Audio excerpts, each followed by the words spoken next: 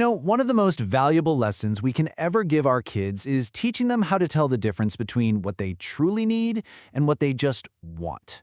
And in a world that's just packed with temptations, this skill is more crucial than ever. So let's dive into how we can instill this wisdom in a way that's not only effective, but maybe even a little think about it. From the second they wake up, our kids are just bombarded with messages telling them what they should want. You've got social media, TV, even their friends at school. It's this constant stream of, buy this, get that, you need this to be happy.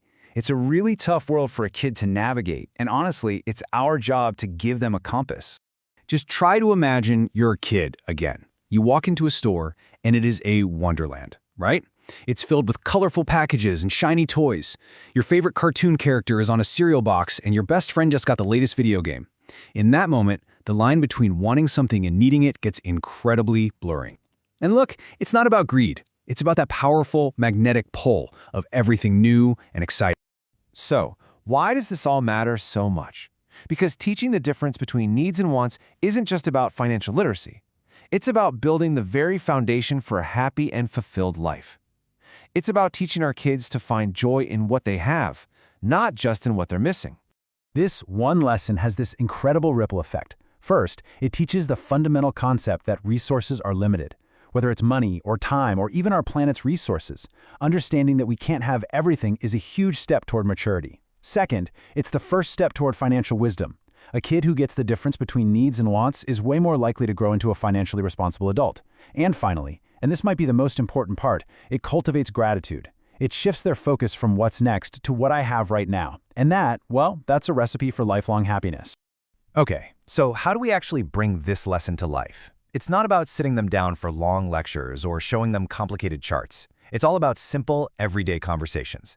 Let's break down a few practical strategies you can start using today.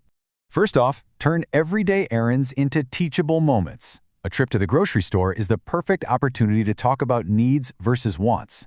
Second, make planning a team effort. Creating a shopping list together helps them see the decision-making process in action. Third, be a role model. Share stories about how you saved up for something you really wanted. And fourth, create a family culture around mindful spending. Simple rules can send a clear and really consistent message. A simple question can be such a powerful tool. Asking something like, we need milk, but we want cookies. What should we choose today?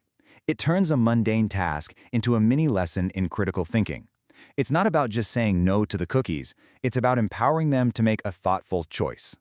All right, now let's get a little creative. Here are 2 fun activities that can take the abstract concept of needs and wants and turn it into a hands-on, engaging family project. First up is the map of needs and wants. This is a fantastic visual exercise. Just grab some old magazines, scissors, and glue. Create 2 columns on a big piece of paper, needs and wants. Then just have fun cutting out pictures and deciding together where everything fits. A house? That's a need. A new toy? That's a want. This simple activity makes the concept tangible and really helps them internalize the difference. Next, the wants jar. This is a total game changer for teaching delayed gratification.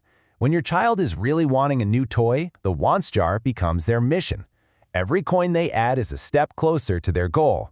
It's not just about saving money, it's about learning the power of patience, the pride of accomplishment, and the joy of finally earning something they've worked for. These conversations and activities, they're so much more than just parenting tips. They're seeds that you're planting, seeds of wisdom, of gratitude, of self-control, and with a little care and attention, those seeds are going to grow into a strong foundation for a happy and balanced life. Because the ultimate goal here is to raise not just financially savvy kids, but mindful and grateful human beings.